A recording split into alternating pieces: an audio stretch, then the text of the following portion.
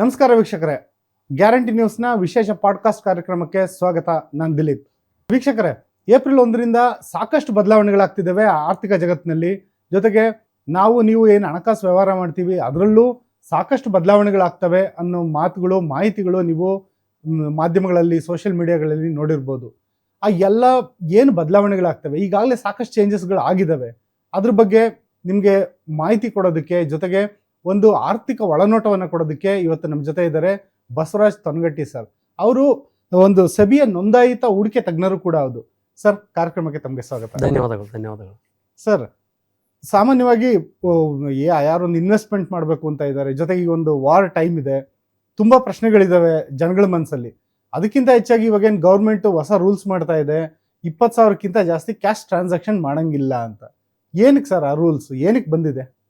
ನೋಡಿ, cash transaction ಎದಕ್ಕೆ limit ಮಾಡ್ತಾರಂದರೆ, ಈ ಕ್ಯಾಶ್ ಯೂಸಲಿ ಯಾವಾಗ ಎಕ್ಸೆಪ್ಟ್ ಮಾಡ್ಕೊತಾರಂದರೆ ಅನ್ಅಥರೈಸ್ಡ್ ಒಂದು ಅಕೌಂಟ್ ಅಂತ, ಅಂದರೆ ಅನ್ಅಥರೈಸ್ಡ್ ಅಸೆಟ್ಸ್ ಅಂತ. ಸೊ ಅನ್ಅಥರೈಸ್ಡ್ ಅಸೆಟ್ಸ್ ಇದ್ದಾಗ ಅದು ಲೀಗಲಿ ವ್ಯಾಲಿಡ್ ಅಲ್ವೇ ಅಲ್ಲ. ಈವನ್ ನೀವು 2 ಲಕ್ಷಕ್ಕಿಂತ ಹೆಚ್ಚಿಗೆ ನೀವು ಕ್ಯಾಶನ್ನು ನೀವು ಮನೆಯಲ್ಲೂ ಕೂಡ ಇಡುವ ಹಾಗಿಲ್ಲ, ಆ್ಯಂಡ್ ಲಾಕರ್ಗಳಲ್ಲೂ ಕೂಡ ಕ್ಯಾಶನ್ನು ಇಡುವ ಹಾಗಿಲ್ಲ. ಸೊ ಇಂಥ ಸಿಚುವೇಷನ್ನಲ್ಲಿ ಈ ಅನ್ಅಕೌಂಟೆಡ್ ಕ್ಯಾಶನ್ನು ಕಡಿಮೆ ಮಾಡೋದಕ್ಕೆ ಇಂಥ ಎಲ್ಲ ರೂಲ್ಸ್ ಆ್ಯಂಡ್ ರೆಗ್ಯುಲೇಷನನ್ನು ಗೌರ್ಮೆಂಟು ಇಂಟ್ರೊಡ್ಯೂಸ್ ಮಾಡಿದೆ. ಸೊ ಇದರಿಂದ ಏನಾಗುತ್ತೆ ಅಂದರೆ, ಒಂದು ಎಲ್ಲದೂ ಲೀಗಲ್ ಆಗುತ್ತೆ. ನಂತರ ನಾವು ಏನೇ ಟ್ರಾನ್ಸಾಕ್ಷನ್ ಮಾಡಲಿ, ಕೊಡು ತಗೊಳ್ಳೋದಾಗಲಿ, ನಾವು ಬೈ ಸೆಲ್ಲಿಂಗ್ ಇರಲಿ, ಇನ್ವೆಸ್ಟ್ಮೆಂಟ್ ಮಾಡೋದಾಗಲಿ, ಯಾವುದೇ ಇರಲಿ, ಎಲ್ಲದೂ ಲೀಗಲಿ ಮುಖಾಂತರ ಹೋದರೆ ನಿಮ್ಮ ಮನಸ್ಸಿಗೂ ಶಾಂತಿ. ನಾವು ಗೌರ್ಮೆಂಟಿಗೆ ಒಂದು ಲೀಗಲ್ ಆಗಿರುವಂಥ ಒಂದು ಟ್ಯಾಕ್ಸೇಷನ್ನು ಅಥವಾ ಒಂದು ಕರೆಕ್ಟಾಗಿ ರಿಪೋರ್ಟಿಂಗ್ ಕೊಟ್ಟಂಗೆ ಆಗುತ್ತೆ. ಸೊ ಅದಕ್ಕೋಸ್ಕರ ಈ 20,000 ಈ ಯಾವುದೇ ಲಿಮಿಟೇಷನ್ ಇದೆಯಲ್ಲ, ಇದನ್ನು ಗೌರ್ಮೆಂಟ್ ಇಂಟ್ರೊಡ್ಯೂಸ್ ಮಾಡಿರೋದೇ ಅದಕ್ಕೋಸ್ಕರ. ಸರ್, ಈಗ ನೀವು ಹೇಳಿದ್ರಿ 20,000ಕ್ಕಿಂತ ಜಾಸ್ತಿ ಕ್ಯಾಶ್ ಟ್ರಾನ್ಸಾಕ್ಷನ್ ಮಾಡಂಗಿಲ್ಲ, ಅಂದ್ರೆ ನಗದು ಹಣ ವರ್ಗಾವಣೆ ಮಾಡಂಗಿಲ್ಲ. ಈಗ ಫಾರ್ ಎಕ್ಸಾಂಪಲ್, ನಾನು ನಿಮಗೆ ಕೊಟ್ಟೆ 20,000 ಅಥವಾ ನೀವೇ ನನಗೆ ಕೊಟ್ಟರೆ 20,000, ನಾ ಅದನ್ನ 1,000 ರೂಪಾಯಿ ಫ್ಯೂಯಲ್ ಹಾಕಿಸ್ದೆ, ಇನ್ನೊಂದು 1,000 ರೂಪಾಯಿ ದಿನಸಿ ಅಂಗಡಿಲಿ ಹೋಗಿ ಏನೋ ಪರ್ಚೇಸ್ ಮಾಡಿದೆ, ಹಿಂಗೆ ಸಣ್ಣ ಪುಟ್ಟ ಇದು ರಿಟೇಲ್ ಐಟಮ್ಗಳನ್ನ ನಾವು ಪರ್ಚೇಸ್ ಮಾಡೋದಕ್ಕೆ ಬಳಸ್ಬಿಟ್ವಿ 20,000.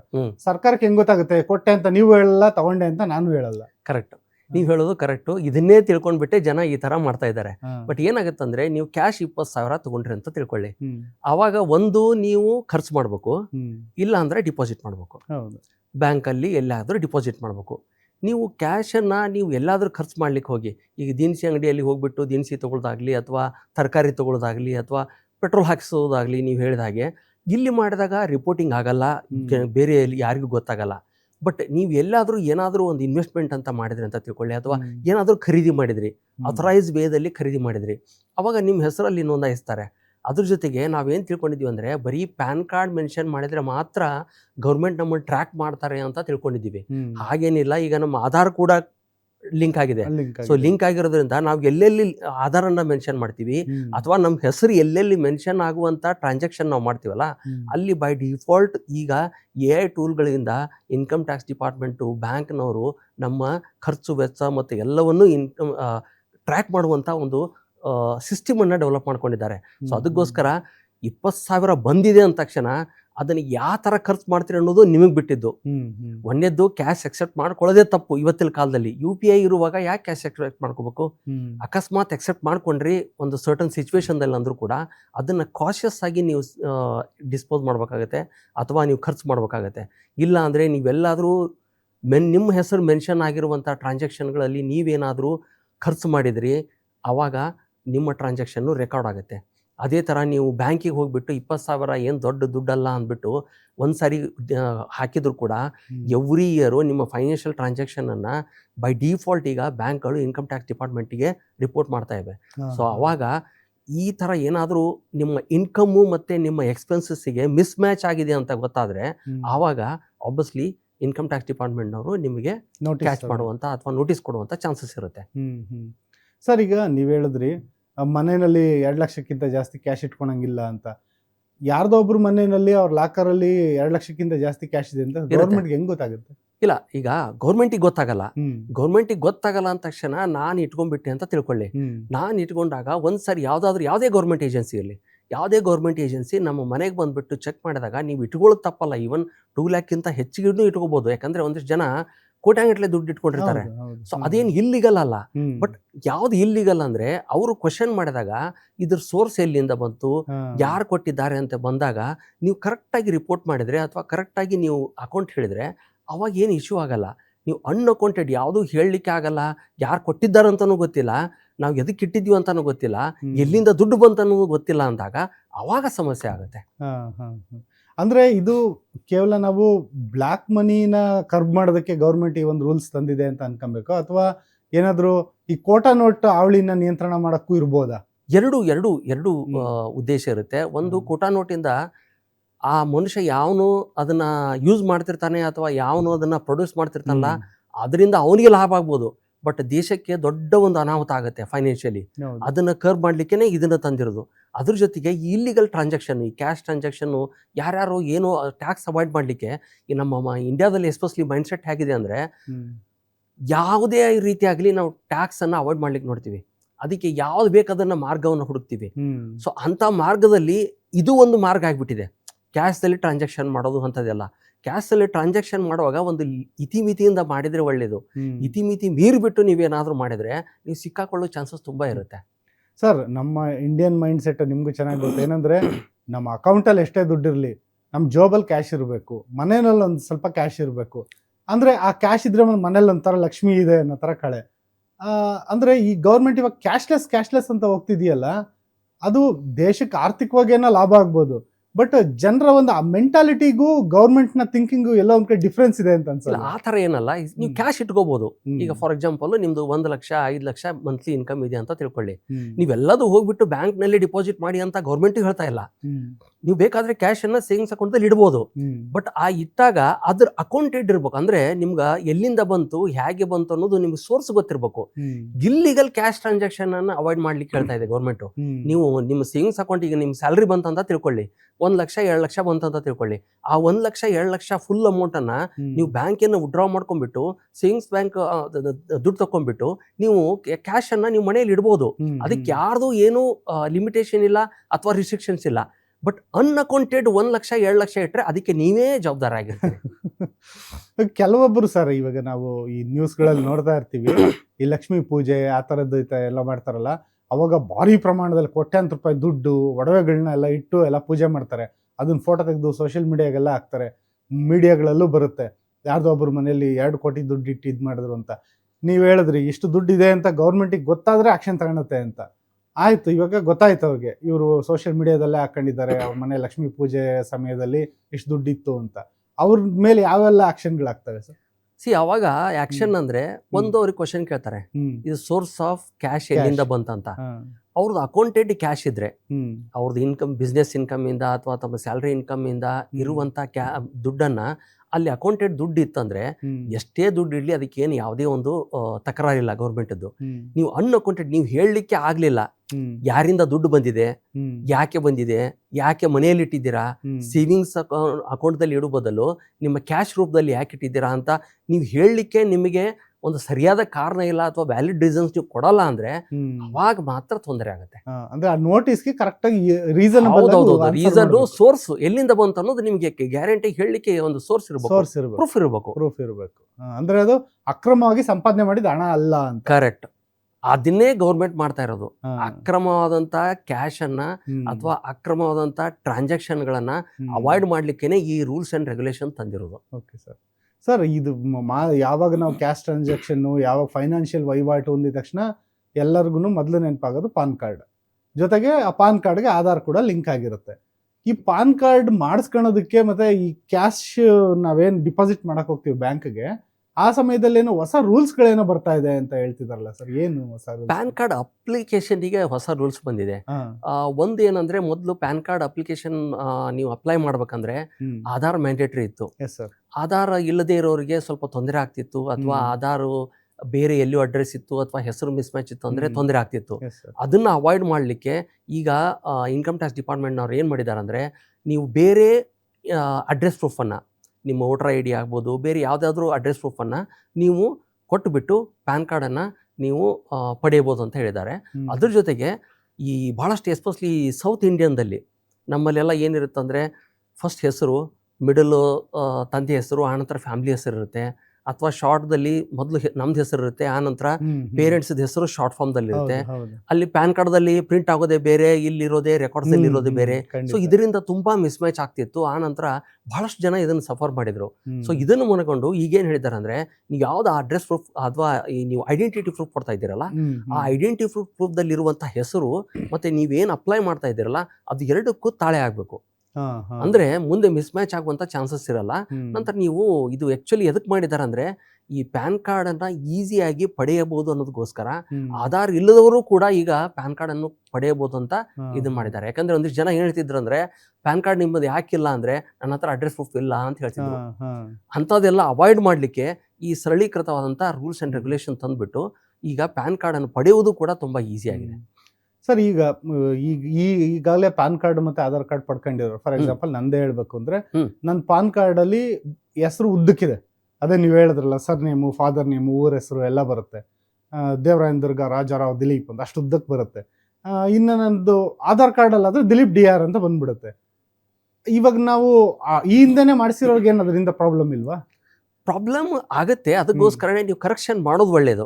ಯಾವ್ದು ಅಡ್ರೆಸ್, ಯಾವ್ದು ನೀವು ID ಪ್ರೂಫ್ ಕೊಟ್ಟಿದ್ದೀರಲ್ಲ, ಆ ID ಪ್ರೂಫ್ ದಲ್ಲಿ ಏನ್ ಮ್ಯಾಚ್ ಆಗದ ಇಲ್ಲ, ಅದೇ ತರನೇ ನಿಮ್ ಪ್ಯಾನ್ ಕಾರ್ಡ್ ದಲ್ಲಿ ಹೆಸರು ರಿಫ್ಲೆಕ್ಟ್ ಆಗುವ ಹಾಗೆ ಮಾಡೋದು ಒಳ್ಳೇದು. ಯಾಕಂದ್ರೆ ಮುಂದೆ ಯಾವಾಗ ಏನ್ ಚೇಂಜಸ್ ಆಗುತ್ತೆ, ಯಾವಾಗ ಏನ್ ನಿಮ್ ಇಶ್ಯೂ ಆಗುತ್ತೆ ಅನ್ನೋದು ಗೊತ್ತಿಲ್ಲಲ್ಲ.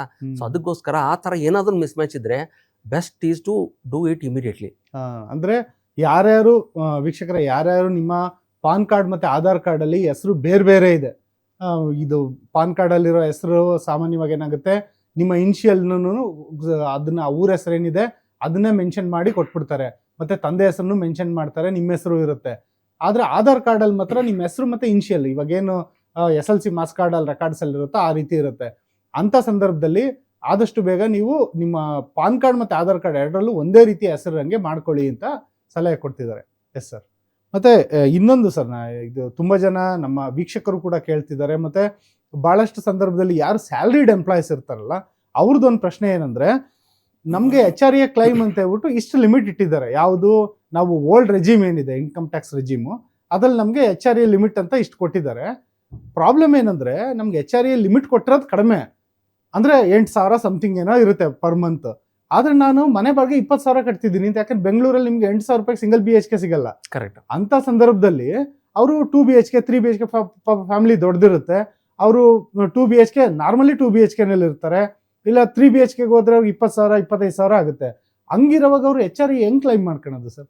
ನೋಡಿ, HRA ಕ್ಲೇಮ್ ಮಾಡ್ಕೊಳ್ಳಿಕ್ಕೆ ಒಂದು ನಿಮ್ದು ಅದು ರೂಲ್ಸ್ ಏನಿದೆ ಅಂದ್ರೆ, HRA ಫಾರ್ಮುಲಾ ಪ್ರಕಾರ ಒಂದು ನಿಮ್ದು ಬೇಸಿಕ್ ಪ್ಲಸ್ DA, ನಂತರ 40% ಆಫ್ ಸ್ಯಾಲ್ರಿ ಅಂತ ಇತ್ತು ಮೊದಲು. ಈಗ 50% ಆಫ್ ಸ್ಯಾಲ್ರಿ ಬಂದಿದೆ ಬೆಂಗಳೂರಿಗೆ. ಯಾಕಂದ್ರೆ ಮೊದಲು ಏನಿತ್ತು ಅಂದ್ರೆ ಬರೀ ಮೆಟ್ರೋಪಾಲಿಟನ್ ಸಿಟೀಸ್ ಮಾತ್ರ ಕವರ್ ಇದ್ದು.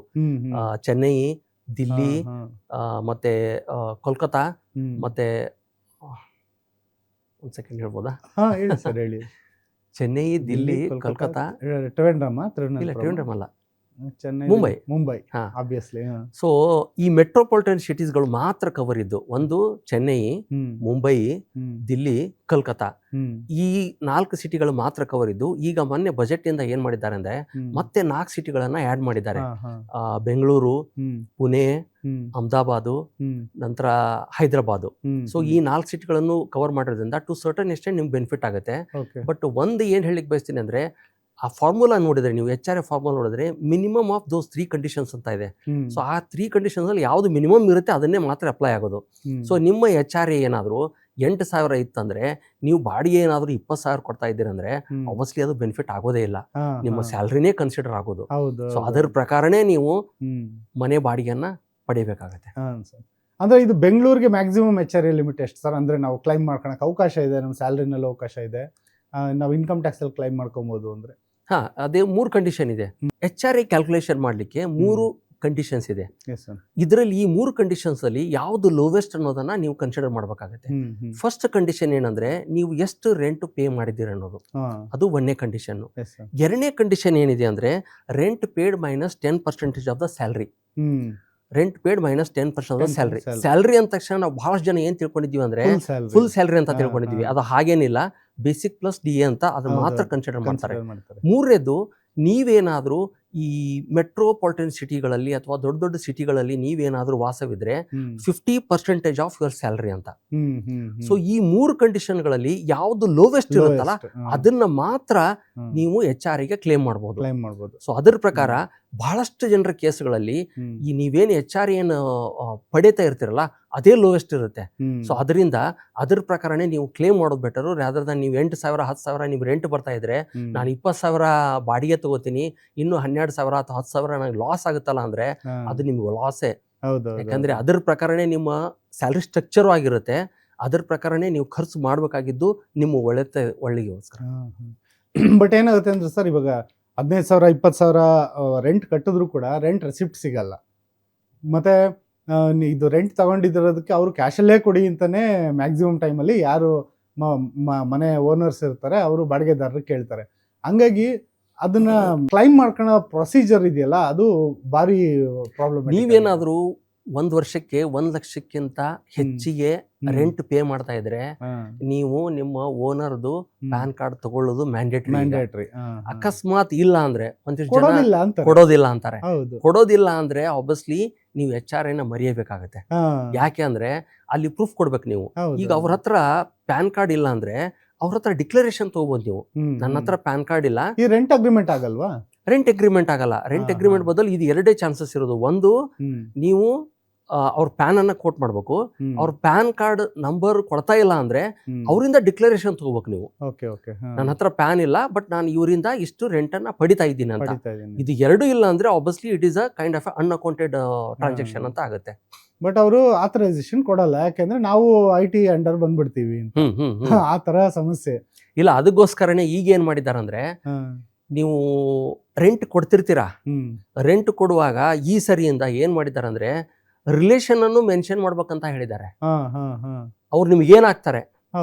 ಈಗ ಒಬ್ಬೊಬ್ರು ಏನ್ ಮಾಡ್ತಾ ಇದ್ರು ಅಂದ್ರೆ, ಒಂದೇ ಫ್ಯಾಮಿಲಿಯಲ್ಲಿ ತಂದೆ ಹೆಸರಲ್ಲಿ ಮನೆ ಇರುತ್ತೆ, ಮಗ ಅಲ್ಲೇ ಬಾಡಿಗೆ ಇದ್ದಾನಂತ ತೋರಿಸ್ಬಿಟ್ಟು ಮಗನಿಂದ ತಂದೆ ಕೊಡೋದು.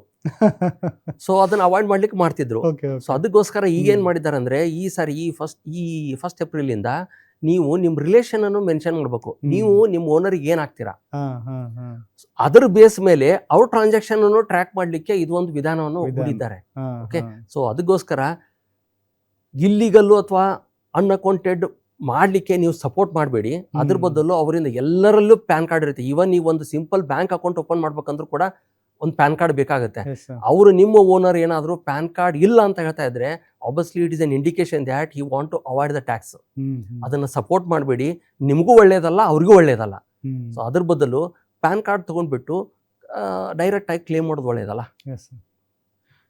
ಸರ್, ಇನ್ನೊಂದು ಪ್ರಶ್ನೆ ಏನಂದ್ರೆ, ಈಗ ಇದು ಇಲ್ಲಿವರೆಗೂ HRAದೇನೋ ಆಯ್ತು, ಇನ್ನು ನಾವು ವೆಹಿಕಲ್ಸ್ಗೆ ಬರೋದು. ಯಾಕಂದ್ರೆ 1ನೇ ತಾರೀಕಿಂದ ಈ ಫಾಸ್ಟ್ ಟ್ಯಾಗ್ ಅಲ್ಲಿ ಇವಾಗ ಏನಾಗ್ತಿತ್ತು, ಇದುವರೆಗೂ ನಮ್ಮ ವೆಹಿಕಲ್ ಮೇಲೆ ಫಾಸ್ಟ್ ಟ್ಯಾಗ್ ಇಲ್ಲ ಅಂದ್ರೆ, ಕಾರಿಗೆ ಫಾಸ್ಟ್ ಟ್ಯಾಗ್ ಟಿಕ್ಕರ್ ಇಲ್ಲ ಅಂದ್ರೆ ಏನ್ ಮಾಡ್ತಿದ್ರು, ಅದಕ್ಕೆ ಡಬಲ್ ಚಾರ್ಜ್ ಮಾಡ್ತಿದ್ರು. ಈಗ ಡಬಲ್ ಚಾರ್ಜ್ ಇಲ್ಲ, ನಾವು ಕ್ಯಾಶೇ ತಗೊಳಲ್ಲ ಅಂತ ಹೇಳ್ತಿದ್ರು. ಹೌದು. ಇಲ್ಲಿ ಪ್ರಾಬ್ಲಮ್ ಏನಂದ್ರೆ ಸರ್, ಅಂದ್ರೆ ಪ್ರಾಕ್ಟಿಕಲ್ ಪ್ರಾಬ್ಲಮ್ಸ್ ನಾವು ಇದು ನಮ್ಮ ವೀಕ್ಷಕರು ಕೂಡ ಕೇಳಿರೋದು, ಮತ್ತೆ ನಾವು ಕೂಡ ಅದ್ರ ಬಗ್ಗೆ ಥಿಂಕ್ ಮಾಡಿದಾಗ ಅನ್ಸಿರೋದು. ಫಾರ್ ಎಕ್ಸಾಂಪಲ್, ನಂದೇ ವೆಹಿಕಲ್ ಅದ್ರದ್ದು ವಿಂಡ್ಶೀಲ್ಡ್ ಬ್ರೇಕ್ ಆಗ್ಬಿಟ್ಟಿರುತ್ತೆ, ಒಡೆದೋಗಿರುತ್ತೆ. ನಾನು ಅದನ್ನ ಹೊಸ ವಿಂಡ್ಶೀಲ್ಡ್ ಹಾಕ್ಸಿ ಆ ನಂತರ ಅದಕ್ಕೆ ಸ್ಟಿಕ್ಕರ್ ಹಾಕ್ಸೋದಕ್ಕೆ ಒಂದು 2-3 ದಿನ ಬೇಕು ಟೈಮು. ಆ ಗ್ಯಾಪಲ್ಲಿ ನಾನು ಎಲ್ಲಾದ್ರೂ ಹೊರಗಡೆ ಹೋಗ್ಬೇಕು ಅಂದ್ರೆ ನಾನು ಆಬ್ವಿಯಸ್ಲಿ ಕ್ಯಾಶಲ್ಲೇ ಕೊಡಬೇಕು. ಆ ಟೈಮಲ್ಲಿ ಹೆಂಗೆ ನಾವು ಓಡಾಟ? ಅದಕ್ಕೆ ಏನ್ ಮಾಡಿದ್ದಾರೆ ಅಂದ್ರೆ, ನೀವು ಒಂದು ಫಾಸ್ಟ್ ಟ್ಯಾಗ್ ಇಂದ ಕೊಡಬೇಕು, ಇಲ್ಲ ಅಂದ್ರೆ ಕ್ಯಾಶ್ ಅಂಕ್ರು ಎಕ್ಸೆಪ್ಟೆನ್ಸ್ ರಿಜೆಕ್ಟ್ ಮಾಡಿಬಿಟ್ಟಿದ್ದಾರೆ, ಸ್ಟಾಪ್ ಮಾಡಿಬಿಟ್ಟಿದ್ದಾರೆ. ಸೊ ಏನ್ ಮಾಡಿದ್ದಾರೆ ಅಂದ್ರೆ, ನೀವು UPI ಥ್ರೂ ಮಾಡ್ಬೋದು, UPI ಪೇ ಮಾಡ್ಬೋದು. ನೀವು ಫಾಸ್ಟ್ ಟ್ಯಾಗೂ ಇಲ್ಲ, UPIನೂ ಇಲ್ಲ, ನಾನು ಪೇ ಮಾಡ್ಲಾರ್ದೆ ಹಂಗೆ ಹೋಗ್ತಾ ಇದ್ದೀನಿ ಅಂದ್ರೆ, ಬಟ್ UPI ನಲ್ಲಿ ಡಬಲ್ ಆಗುತ್ತೆ. ಏನ್ ಹೇಳಿ, ಈಗ ಫಾಸ್ಟ್ ಟ್ಯಾಗ್ ಇತ್ತು, ಫಾಸ್ಟ್ ಟ್ಯಾಗ್ ಇದ್ರೆ ಎಷ್ಟು ಚಾರ್ಜ್ ಇತ್ತು ಅಷ್ಟೇ ಕಟ್ ಆಗುತ್ತೆ. ಈಗ ಫಾಸ್ಟ್ ಟ್ಯಾಗ್ ಇಲ್ಲ ಅಂತ ಬಿಟ್ಟು ನಾನು UPI ಮಾಡಕ್ ಹೋದ್ರೆ ಡಬಲ್ ಆಗುತ್ತಾ? ಇಲ್ಲ, UPI ದಲ್ಲಿ ಅಷ್ಟೇ ಚಾರ್ಜ್ ಆಗೋದು. UPI ದಲ್ಲಿ ಅಷ್ಟೇ ಚಾರ್ಜಸ್ ಏನ್ ಡಬಲ್ ಆಗಲ್ಲ. ಬಟ್ ನಿಮಗೆ ಕ್ಯಾಶ್ ಟ್ರಾನ್ಸಾಕ್ಷನ್ ಬದಲು ನಿಮ್ಗೆ UPI ಟ್ರಾನ್ಸಾಕ್ಷನ್ ಮಾಡ್ಲಿಕ್ಕೆ ಅಲೋ ಮಾಡಿದ್ದಾರೆ. ನೀವು ಅಕಸ್ಮಾತ್ ನೀವು ಪೇ ಮಾಡ್ಲಿಲ್ಲ, ಹಾಗೆ ಹೋಗ್ಬಿಟ್ರಿ. ಹಾಗೆ ಹೋದ್ರೆ ಅಂದ್ರೆ ಇಮಿಡಿಯೇಟ್ ಆಗಿ ನಿಮ್ಮ ರಿಜಿಸ್ಟರ್ಡ್, ನೀವು ವೆಹಿಕಲ್ ಏನ್ ರಿಜಿಸ್ಟರ್ಡ್ ಇರುತ್ತಲ್ಲ ಅದಕ್ಕೆ ರಿಲೇಟೆಡ್ ಯಾವ ನಂಬರ್ ಇರುತ್ತಲ್ಲ ಆ ನಂಬರ್ಗೆ ಇಮಿಡಿಯೇಟ್ ಆಗಿ SMS ಬರುತ್ತೆ. 72 ಗಂಟೆ ಟೈಮ್ ಕೊಡ್ತಾರೆ. 72 ಗಂಟೆ ಟೈಮ್ದಲ್ಲಿ ನೀವು ಆ ಅಮೌಂಟನ್ನು ನೀವು ಪೇ ಮಾಡ್ಬೋದು. ಅಕಸ್ಮಾತ್ ನೀವು 72 ಗಂಟೆ ಆದ ನಂತರ ನೀವು ಪೇ ಮಾಡಲಿಲ್ಲ ಅಂದರೆ ಆ ಏನು ಅಮೌಂಟ್ ಇರುತ್ತಲ್ಲ ಅದ್ರ ಡಬಲ್ ನೀವು ಪೇ ಮಾಡಬೇಕಾಗತ್ತೆ. ಅವಾಗಲೂ ನೀವು ಪೇ ಮಾಡಲಿಲ್ಲ ಅಂತ ಅಂದ್ರೂ ಕೂಡ ಅದನ್ನ ಈ ವಾಹನ ಅನ್ನುವಂಥ ಸೆಂಟ್ರಲ್ ಗೌರ್ಮೆಂಟ್ ವೆಬ್ಸೈಟ್ಗೆ ನಿಮ್ಮ ವೆಹಿಕಲ್ಗೆ ಲಿಂಕ್ ಮಾಡಿಬಿಡ್ತಾರೆ. ನೀವು ಇನ್ಶೂರೆನ್ಸ್ ತಗೊಳ್ಳುವಾಗಲಿ ಅಥವಾ ಸೆಲ್ ಮಾಡುವಾಗಲಿ ಆ ಡ್ಯೂ ಅನ್ನ ಪೇ ಮಾಡಿಬಿಟ್ಟೆ ನೀವು ಟ್ರಾನ್ಸಾಕ್ಷನ್ ಮಾಡ್ಬೇಕಾಗತ್ತೆ. ಸೊ ಇದನ್ನ ಯಾಕೆ ಮಾಡಿದ್ದಾರೆ ಅಂದ್ರೆ ಒಂದಿಷ್ಟು ಜನ ಏನ್ ಮಾಡ್ತಿದ್ರು ಅಂದ್ರೆ ತುಂಬಾ ಕೇರ್ಲೆಸ್ಸು, ಫಾಸ್ಟ್ ಆಗಿ ಯಾಕೆ ಮಾಡೋದು ಅಥವಾ ಅಲ್ಲಿಯೂ ಕೂಡ ಕ್ಯಾಶ್ ಅನ್ನ ಡಿಸ್ಪೋಸ್ ಮಾಡ್ಲಿಕ್ಕೆ ನೋಡ್ತಾ ಇದ್ರು. ಸೊ ಅದನ್ನ ಅವಾಯ್ಡ್ ಮಾಡ್ಲಿಕ್ಕೆ ಇದನ್ನ ಮಾಡಿದ್ದಾರೆ. ಎಲ್ಲರ ಹತ್ರ ಈಗ UPI ಇದೆ. UPI ಟ್ರಾನ್ಸಾಕ್ಷನ್ ಮುಖಾಂತರ ಆರಾಮಾಗಿ ನೀವು ಪೇ ಮಾಡಬಹುದು. ಅಲ್ಲ ಸರ್, ಈಗ ನೀವ್ ಹೇಳಿದ್ರೆ ಫಾಸ್ಟ್ ಆಗಿಲ್ಲ ಅಂದ್ರೆ UPI ಮೂಲಕ ಅವ್ರು ಮಾಡಬಹುದು ಅಂತ. ಆಯ್ತು, UPI ಮೂಲಕ ಸೇಮ್ ಅಮೌಂಟ್ ಕಟ್ ಆಗುತ್ತೆ ಅಂದ್ರೆ ಫಾಸ್ಟ್ ಆಗಿ ಯಾಕೆ ಹಾಕಿಸ್ಕೊಬೇಕು ಅಂತ. ಫಾಸ್ಟ್ ಆಗಿ ಅಂದ್ರೆ ಈಸ್ ಆಫ್ ಮ್ಯಾನೇಜ್ಮೆಂಟ್. ಈಗ ನೀವು ಹೋಗ್ತಾ ಇರ್ತೀರಾ, ಆಟೋಮೆಟಿಕಲಿ ಡಿಡಕ್ಟ್ ಆಗುತ್ತೆ, ನೀವೇನ್ ಮಾಡ್ಬೇಕಾಗಿಲ್ಲ. ಇಲ್ಲಿ ನೀವು ಸ್ಕ್ಯಾನ್ ಮಾಡ್ಬೇಕು, ಸ್ಕ್ಯಾನ್ ಮಾಡ್ಬಿಟ್ಟು ಅಮೌಂಟ್ ಟ್ರಾನ್ಸಾಕ್ಷನ್ ಮಾಡ್ಬೇಕಂದ್ರೆ ಇಟ್ ಮೇ ಬಿ ಡಿಲೇಯಿಂಗ್.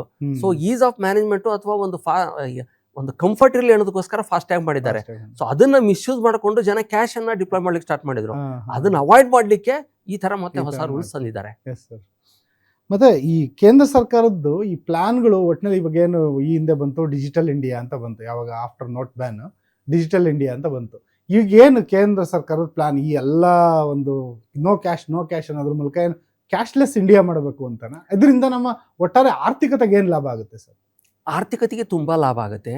ಯಾಕೆ ಅಂದ್ರೆ ಈಗ ಬಹಳಷ್ಟು ಕೇಸ್ಗಳಲ್ಲಿ ನೋಡಿ, ಈ ಸಣ್ಣ ವೆಂಡರು, ಈಗ ಫಾರ್ ಎಕ್ಸಾಂಪಲ್ ಕರ್ನಾಟಕದಲ್ಲಿನೇ ಒಂದು ಹೋದ ವರ್ಷ GST ನೋಟಿಸ್ ಬಂತು ಎಲ್ರಿಗೂ.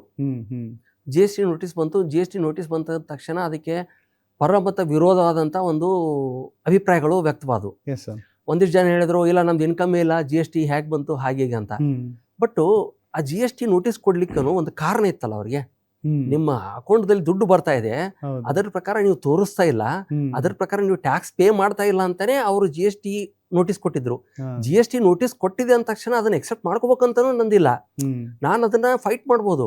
ನನಗೆ ಇಷ್ಟು ಇನ್ಕಮ್ ಇಲ್ಲ, ನೀವು ಹೇಗೆ ಕಳಿಸಿದ್ರಿ ಅಂತ ನೀವು ಫೈಟು ಮಾಡ್ಬೋದು.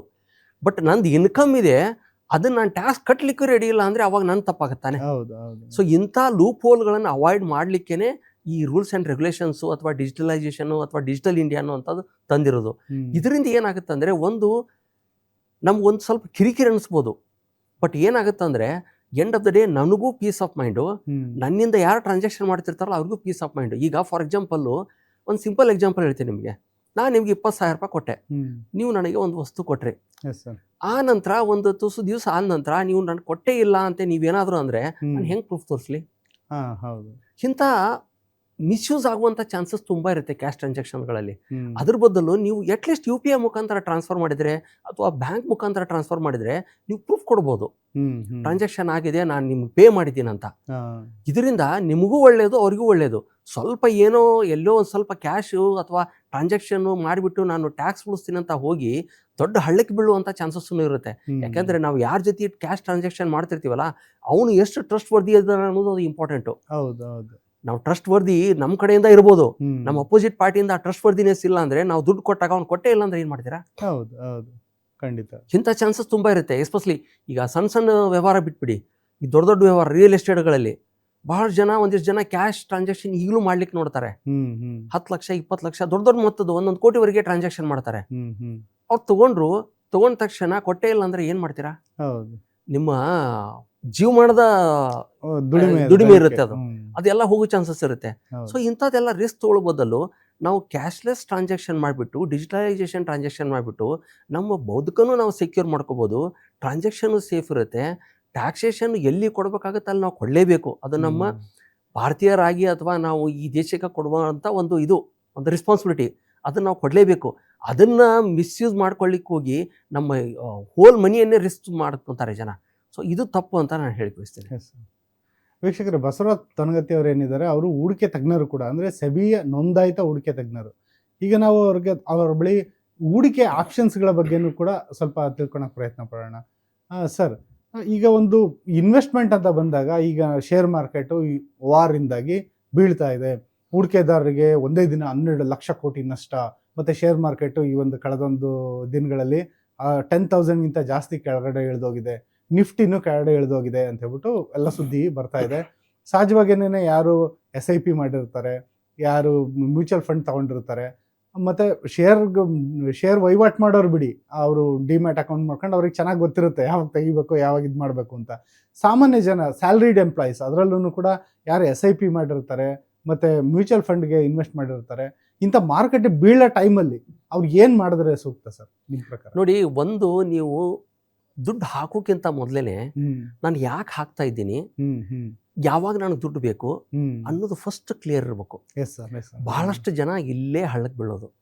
ಏನು ಮಾಡ್ತಾರಂದ್ರೆ ಸಿಪ್ಪು ಅಥವಾ ಮ್ಯೂಚುವಲ್ ಫಂಡ್ಗಳಲ್ಲಿ ಏನು ನೋಡ್ತಾರಂದ್ರೆ ಯಾವುದಾದ್ರೂ ಒಂದು ಫಂಡು ಅವ್ರ ಫ್ರೆಂಡು ಅವ್ರ ರಿಲೇಟಿವ್ಸು ಅಥವಾ ಯಾರಾದರೂ ಹೇಳಿರ್ತಾರೆ ಅಂದ್ಬಿಟ್ಟು ಸುಮ್ಮನೆ ಹೂಡಿಕೆ ಮಾಡ್ತಾರೆ. ಹೂಡಿಕೆ ಮಾಡುವಾಗ ಏನು ಮಾಡ್ತಾರಂದ್ರೆ ಹಿಂದಿಲ್ ರಿಟರ್ನ್ ನೋಡ್ತಾರೆ.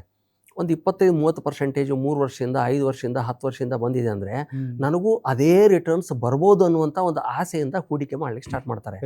ಸ್ಟಾಕ್ ಮಾರ್ಕೆಟು ಅಥವಾ ಇಕ್ವಿಟಿ ಮ್ಯೂಚುವಲ್ ಫಂಡ್ಸ್ ಇರೋದು ಲಾಂಗ್ ಟರ್ಮ್ ಗೋಲ್ಗಳಿಗೆ ಮಾತ್ರ. ನಿಮ್ಮ ದುಡ್ಡು ಏನಾದರೂ ನಿಮಗೆ ನೀವು ಹೂಡಿಕೆ ಮಾಡಿರುವಂಥ ದುಡ್ಡು 5 ವರ್ಷದ ಒಳಗಡೆ ನಿಮಗೇನಾದರೂ ಬೇಕಾಗಿದೆ ಅಂದರೆ ಯಾವುದೇ ಕಾರಣಕ್ಕೂ ಇಕ್ವಿಟಿ ಮ್ಯೂಚುವಲ್ ಫಂಡು ಅಥವಾ ಸ್ಟಾಕ್ ಮಾರ್ಕೆಟ್ದಲ್ಲಿ ₹1 ಹಾಕಬೇಡಿ. ಸಿಂಪಲ್ ಆಗಿರುವಂಥ ಬ್ಯಾಂಕ್ FD, RD ಮಾಡಿ ಅಥವಾ ಡೆಟ್ ಮ್ಯೂಚುವಲ್ ಫಂಡ್ಗಳಲ್ಲಿ ಹಾಕಿ, ಅಲ್ಲಿ ಸೇಫ್ ಇರುತ್ತೆ ನಿಮ್ಮ ದುಡ್ಡು. ನಿಮ್ಮ ದುಡ್ಡು ಏನಾದರೂ ನಿಮಗೆ 5 ವರ್ಷ 10 ವರ್ಷ 20 ವರ್ಷ ಆದ ನಂತರ ನನಗೆ ದುಡ್ಡು ಬೇಕಾಗಿದೆ ಅನ್ನುವಂಥ ಏನಾದರೂ ಒಂದು ಗುರಿ ಇದ್ದರೆ, ಫಾರ್ ಎಕ್ಸಾಂಪಲ್ ನಿಮ್ಮ ರಿಟೈರ್ಮೆಂಟ್ ಆಗ್ಬೋದು, ಮಕ್ಕಳ ಎಜುಕೇಷನ್ ಆಗ್ಬೋದು, ಅಥವಾ ಇನ್ನೂ ಒಂದು 10 ವರ್ಷ ಬಿಟ್ಟು ಮಕ್ಕಳ ಮದುವೆ ಮಾಡ್ಬೋದು, ಮನೆ ತೊಗೊಳ್ಳೋದು, ಇಂಥ ಗುರಿಗಳಿಗೇನಿದೆಯಲ್ಲ ಅಂಥ ಗುರಿಗಳಿಗೆ ನೀವು ಲಾಂಗ್ ಟರ್ಮ್ದಲ್ಲಿ ಇಕ್ವಿಟಿ ಮ್ಯೂಚುವಲ್ ಫಂಡ್ದಲ್ಲಿ ಹೂಡಿಕೆ ಮಾಡ್ಬೋದು. ಹೂಡಿಕೆ ಮಾಡಿದೆ ಅಂದ ತಕ್ಷಣ ಇಂಥ ವಾರು ಅಥವಾ ಈ ಮಾರ್ಕೆಟ್ ಕ್ರ್ಯಾಶ್ ಆಗೋದು ಸರ್ವೇ ಸಾಮಾನ್ಯ. ನೀವು ಲಾಸ್ಟ್ 100 years ಹಿಸ್ಟ್ರಿ ತೆಗೆದು ನೋಡಿ. ಇಂಡಿಯನ್ ಮಾರ್ಕೆಟ್ ಕಂಟೆಸ್ಟಿಗಲ್ಲ, ಯಾಕಂದರೆ ಇಂಡಿಯನ್ ಮಾರ್ಕೆಟ್ದಲ್ಲಿ ನಮ್ಮ ಹಿಸ್ಟ್ರಿ ಇರೋದು 25-30 ವರ್ಷದ ಮಾತ್ರ.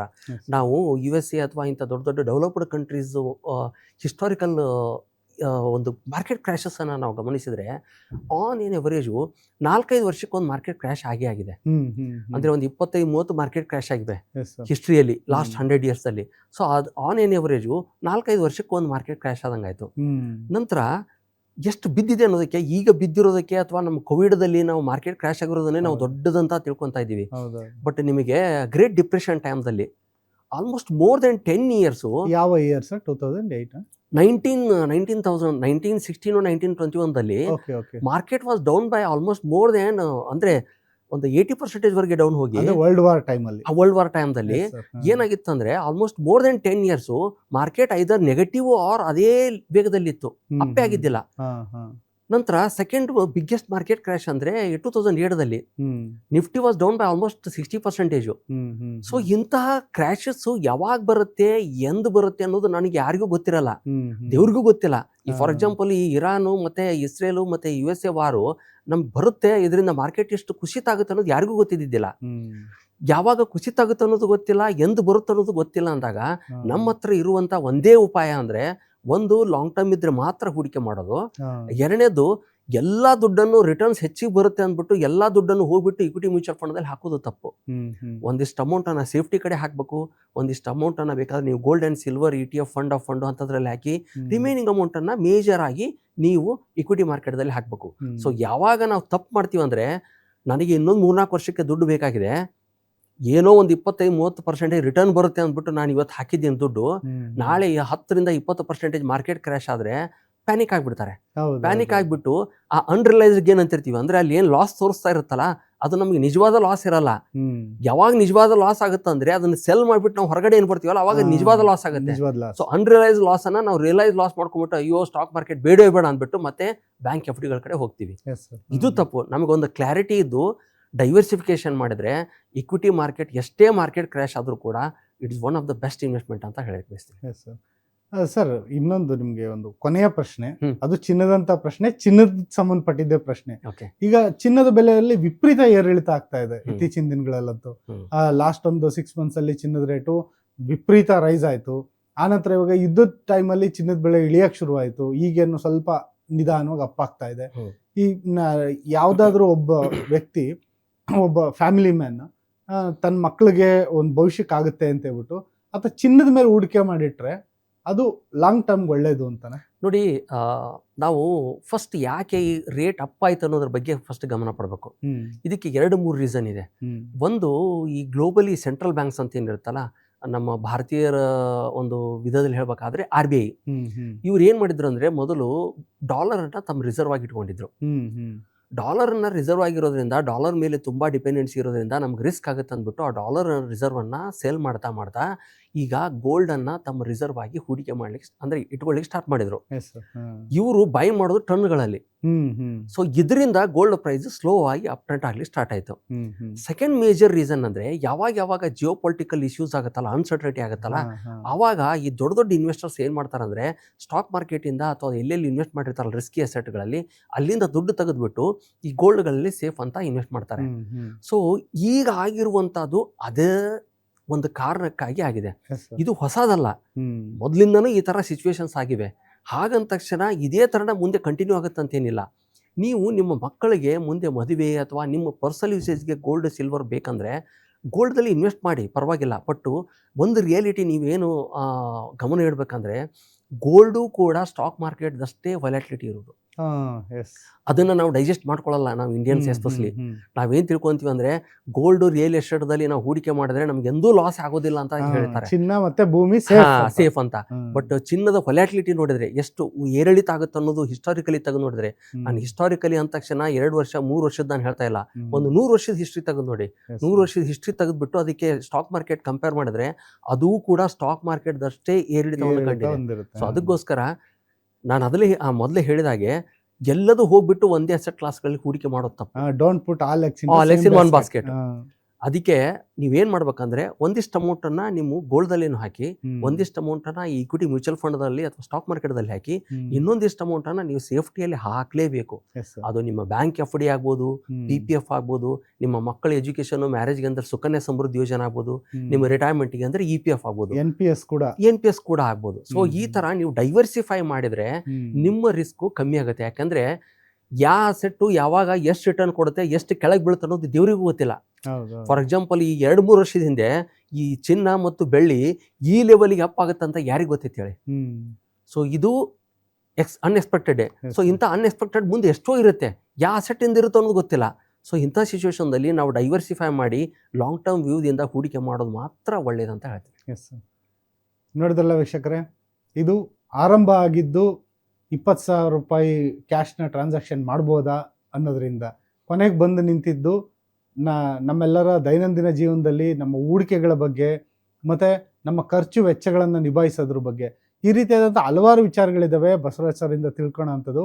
ಈ ರೀತಿಯಾದಂಥ ಪ್ರಯತ್ನಗಳನ್ನ ಗ್ಯಾರಂಟಿ ನ್ಯೂಸ್ ನಿರಂತರವಾಗಿ ನಡೆಸುತ್ತೆ.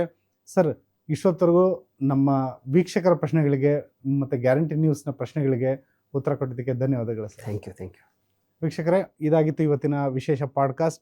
ಇದೇ ರೀತಿಯಾದಂತಹ ಇನ್ನಷ್ಟು ವಿಶೇಷ ಸನ್ನಿವೇಶಗಳೊಂದಿಗೆ ವಿಶೇಷ ಸುದ್ದಿಗಳನ್ನು ಒಂದು ತಜ್ಞರ ಜೊತೆಗೆ ಒಂದು ಸಂವಾದ ನಡೆಸುವಂಥ ಕಾರ್ಯಕ್ರಮಗಳನ್ನ ಗ್ಯಾರಂಟಿ ನ್ಯೂಸ್ ನಿರಂತರವಾಗಿ ಮಾಡುತ್ತೆ. ಇದು ಗ್ಯಾರಂಟಿ ನ್ಯೂಸ್, ಸುದ್ದಿ ಖಚಿತ, ನ್ಯಾಯ ನಿಶ್ಚಿತ.